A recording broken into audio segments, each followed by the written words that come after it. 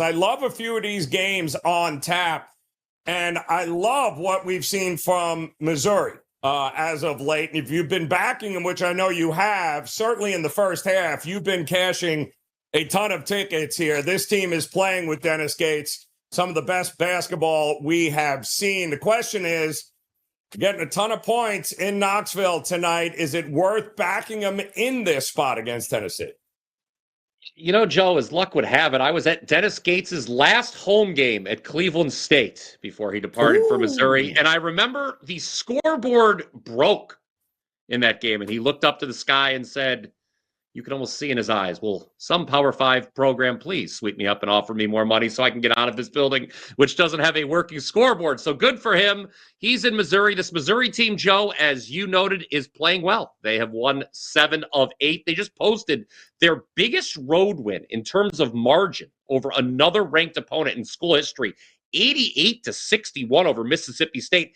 The fact that Missouri won that game, Joe, I wasn't stunned, but the fact they won by 27 in Starkville was certainly eye-opening. Now, just to peel back the curtain, something I do every Monday when the new AP poll comes out for college hoops is I compare it to my own power rankings. Who's ranked too high? Who's too low? Is there a team I have in my top 25 that the pollsters don't? Conversely, is there a team in the top 25 that I don't think should be? And guess what? As good as Missouri is playing, I think they're a fringe top 25 team at best. Number 15 seems a little rich. And I think tonight, Joe, seems like a good sell-high spot as they face number 4 Tennessee on the road. It sounds like Ziegler and Milicic will be back for Tennessee tonight. Neither's on the injury report. And even without both those guys, look, you talk about impressive on Saturday.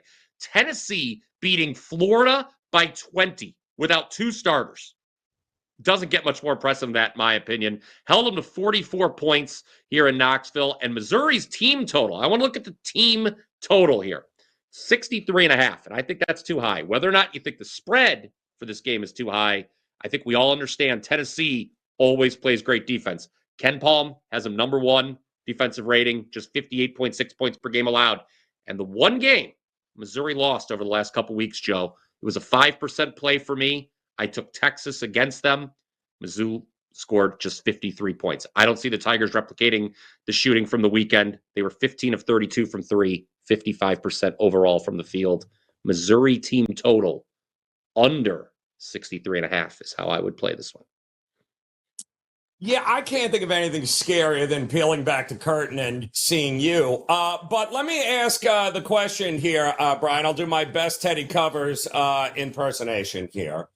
This feels like a big number for a team in Tennessee who offensively has been about as inconsistent as anybody in the SEC. Defensively, sure, they're going to bring it. Knoxville, good place to have. But you're asking, I mean, this is 8.5. I mean, maybe 9. We're talking a big number against a team that has dominated early and often, even on the road. Wins at Mississippi State over the weekend. They beat Florida in Gainesville, Missouri did. So the road is not a problem for Mizzou the way they're playing. It just feels like this is a crazy number to be laying with Tennessee, no? Yeah, which is why I went to the alternate idea of the team total because, look, there is some obviously not confusion, but there's some uncertainty, I should say, with who's going to be starting for Tennessee tonight. Even if Ziegler comes back, we saw him, when Tennessee was laying a similar number to an injured Kentucky team. Ziegler was more harm than help in that game, Joe. I know you were watching that one. He couldn't make a shot. So that's why I don't want to lay it with Tennessee either. But I think if you look at this matchup, the two teams, what am I most certain about? It's Tennessee's ability to defend. Like I said, number 1 defensive rating in the country. They just held Florida to 44. Florida. I mean, that is quite the effort. So for the season, 58.6 points per game allowed. We've got a number of 63.5 for Missouri. Whether or not Tennessee covers, I don't care. I don't think Missouri's scoring 64 points tonight. And you two guys have actually teamed up, I believe. You guys have been crushing it, you and Zinno right now. And we got a little morning wager Super Bowl buy one, get one. Is that what we got going on here? Yes, and I will point out, after you two have, tag teamed against me here, last year we released one Super Bowl prop. It was Kyle Juszczyk over half a reception. Joe, that play cashed on the second play from scrimmage. It was very nice. And then we won the 49ers first half in the money line. So I was able to sit back and enjoy my winnings in the second half there after halftime. 3-0 the last 2 Super Bowls am I. 6-0 the last 4 times the Chiefs have been in the Super Bowl. 68% NFL run since Christmas overall.